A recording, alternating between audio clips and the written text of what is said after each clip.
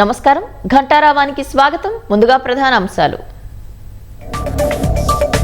DSC పరీక్షలు పారదర్శకంగా నిర్వహించామన్న లోకేష్, సమర్థవంతంగా పనిచేశారంటూ అధికారులకు అభినందనలు. శ్రీశైలం ప్రాజెక్టుకు కొనసాగుతున్న వరద ప్రవాహం, 875 అడుగులకు చేరిన నీటి మట్టం.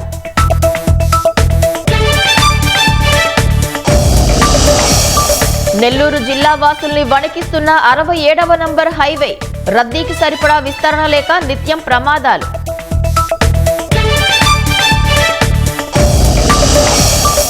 భారత్ ట్రినిడాడ్ మధ్య బలమైన స్నేహబంధం ఉందన్న మోదీ, ప్రవాసులకు ఓసీఐ కార్డులు ఇస్తామని ప్రకటన.